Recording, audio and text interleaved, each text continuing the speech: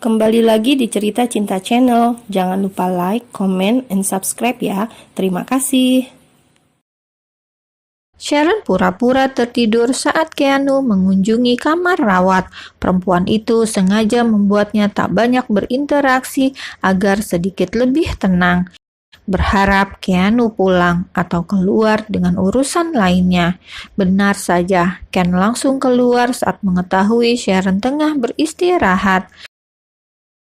Begitu pintu ditutup, Sharon langsung membuka matanya, turun dari ranjang, mengintip keluar. Tepat 5 menit kemudian, Dokter Arya mengadakan kunjungan pasien.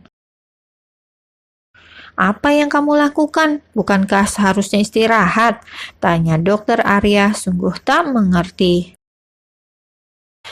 Aku butuh salinan hasil lab otopsi kematian Fiona. Apa benar dia meninggal karena keracunan atau ada indikasi penyakit lainnya? Tanya Sharon mulai menggali informasi.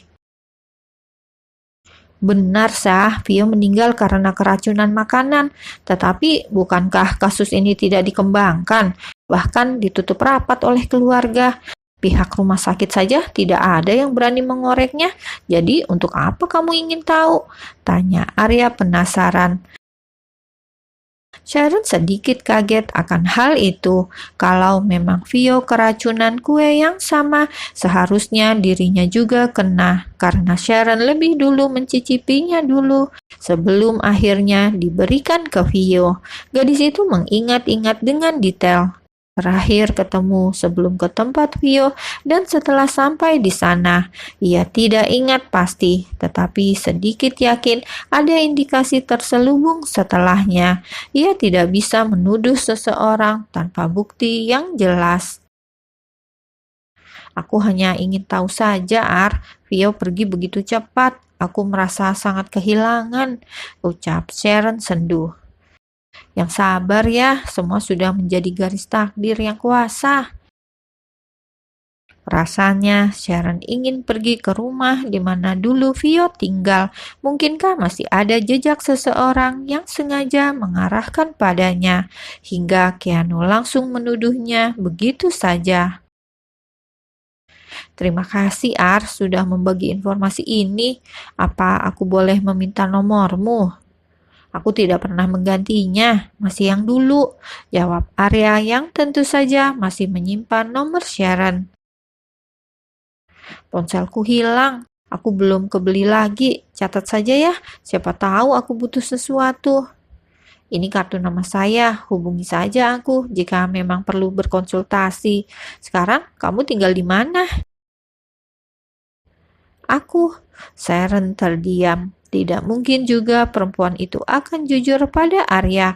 Ia terlalu takut. Keanu tahu dan bisa menghancurkan karir Arya, mengingat pria itu begitu kejam tanpa ampun. Mendengar handle pintu yang terbuka, Sharon buru-buru terbaring. Arya sedikit merasa aneh, tetapi ia mencoba biasa saja, memeriksa layaknya kontrol pasien seperti lainnya. Perkara hal harus bersandiwara tentang penyakitnya itu cukup menjadi rahasia. Bagaimana kondisi istri saya, Dok? Tanya Keanu, membuat Arya sedikit terkejut. Sharon tidak bilang kalau pria yang diduga kakaknya Vio adalah suaminya. Tentu saja membuat Arya sedikit tidak paham dengan drama rumah tangga keduanya. Yang jelas Arya tangkap temannya itu seperti banyak menyembunyikan sesuatu. Kondisinya cukup stabil, tetapi masih butuh istirahat. Sepertinya istri Bapak banyak tekanan, jawab Dokter Arya yang membuat Keanu tidak suka mendengarnya. Terima kasih, Dok, ujar Keanu ramah. Arya meninggalkan ruangan. Hening Sharon yang terdiam sepi sempat melirik Keanu sejenak sebelum akhirnya memilih tidur daripada harus menatap wajahnya yang dingin, ingin menikmati sejenak suasana damai yang hampir hilang dari dirinya. Keanu sendiri duduk di sofa tunggu, sibuk menyelesaikan pekerjaannya. Jujur, Sharon lebih suka pria itu tidak ada di ruangan yang sama. Ia lebih suka tidak ditunggui, sama-sama seperti terpenjara karena pria itu tidak beranjak sama sekali. Membuat Sharon kesal juga. 3 hari di rumah sakit, akhirnya memutuskan pulang. Kondisi Sharon benar-benar sudah fit, menyiapkan mental sekuat baja untuk menghadapi semua yang ada di rumah itu. Ia paham bukan hanya Keanu yang tidak suka, melainkan ibunya dan mungkin semua orang yang ada di rumah utama. Selama perjalanan pulang, keduanya sama-sama diam. Sharon yang duduk di samping kemudi pun memilih melihat keluar jendela. Beberapa kali Keanu meliriknya, tetapi pria itu juga enggan untuk bicara. Turun dari mobil setelah terparkir dengan benar, Sharon sedikit kaget saat tiba-tiba Keanu meraih tangannya. Ia ingin menolak, namun segera sadar di ruang tamu ada 2 manusia yang sepertinya perlu penyambutan baik. Keanu, dari mana? Tegur Nyonya Adi Wongso. Dia adalah ibunya Mesya, tengah berkunjung ke rumahnya bersama Mesya. Sore Tante, Mesya, sudah lama. Kita baru saja pulang dari rumah sakit. Maaf, kita ke dalam dulu, sapa Keanu ramah. Diikuti Sharon yang mengangguk ramah sebelum akhirnya masuk saling melepaskan tautan tangisnya. Saat habis melewati tangga bertemu dengan Nyonya Abraham, keduanya saling berhenti dengan Sharon mengangguk hormat. Ken, Mama mau bicara. Sela perempuan itu sedikit pun tidak melihat keadaan Sharon. Sebentar, Mah, aku antar istriku dulu ke kamar, ujar Keanu terdengar manis. Nyonya Abraham berlalu begitu saja. Sharon langsung ke kamar, diikuti Ken. Pria itu melepas jas miliknya, lalu melempar asal ke ranjang, menggulung ke mejanya sampai siku, sementara Sharon sibuk di kamar mandi. Ada apa, Mah? Tanya Keanu datar, menemuinya yang sudah menunggu di ruangan. Mama ingin bertanya satu hal, apa benar kamu menikahi perempuan itu karena hutang ayahnya? Kamu tidak benar mencintainya, kan? Mama dapat informasi receh itu dari siapa? Tanya Keanu dingin. Mesya, Mama harap kamu segera menceraikan budak miskin seperti dia.